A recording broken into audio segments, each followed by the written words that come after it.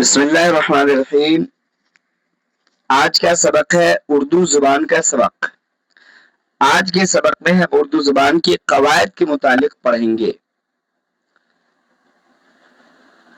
سبق کا پہلا حصہ ہے نقطہ۔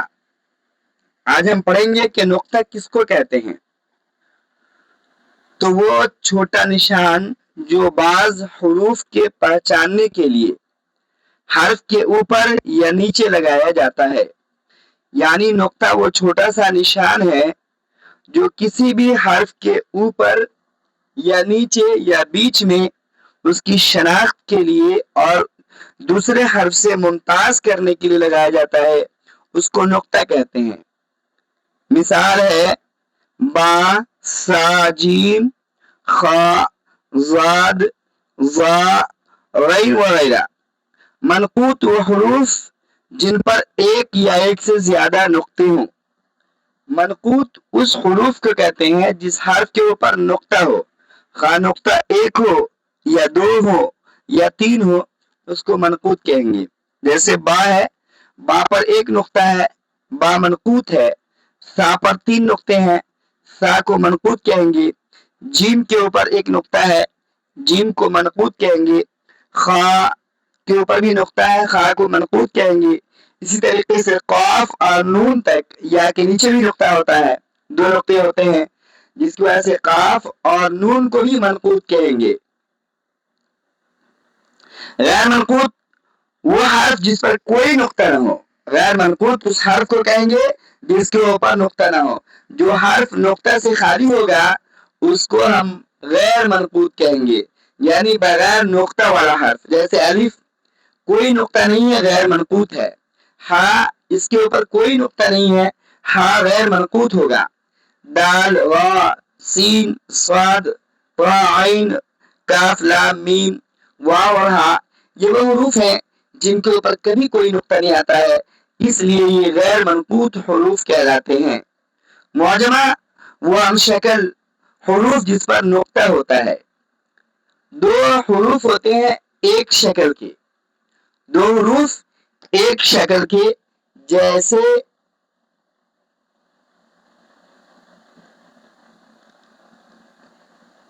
خا اور ہا۔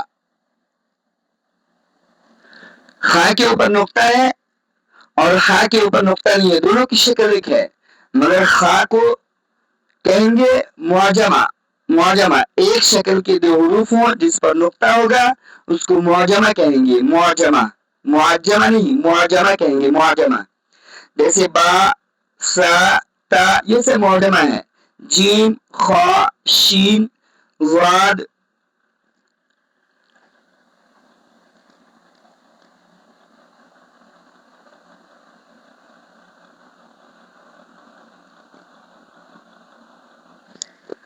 ظا، غین، فا، یہ سب معجمہ حروف ہیں، چونکہ ان کے اوپر حروف ہوتے ہیں، نقطے ہوتے ہیں اور یہ مشابہ ہوتے ہیں۔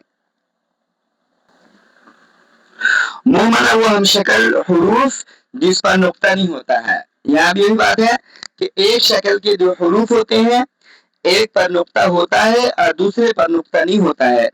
جس حرف پر نقطہ نہیں ہوگا اس کو مہملہ کہیں گے۔ جیسے الف نقطہ سے خالی ہے، الف کو مہملہ کہیں گے۔ ہا نقطہ سے خالی ہے، اس کو مہملہ کہیں گے۔ دال بھی نقطہ سے خالی ہے، دال کو مہملہ کہیں گے۔ اسی طریقے سے عین، کاف، لام، میم، واو، ہا تک کہ ان حرفوں پر کبھی کوئی نقطہ نہیں آتا ہے، اس لیے یہ حرف مہملہ ہے۔ ہائے حوض وہ ہا جو عام ہائے معروف ہو۔ ہائے حتی جیم کے بعد جو ہا آتا ہے اس کو ہائے حتی کہتے ہیں۔ جیسے حسن، حال، حکمت میں جو ہا ہے یہ ہائے حتی ہے۔ حسن، حال اور حکمت میں جو ہا ہے اس کو ہائے حتی کہتے ہیں۔ آج کا سبق اردو زبان کا مکمل ہوا۔ یہ ایک اہم اور بہت ہی اہم سبق ہے، لہذا ان کو سمجھ کر اور ان کو رٹ کر کے ہمیں یاد کرنا چاہیے۔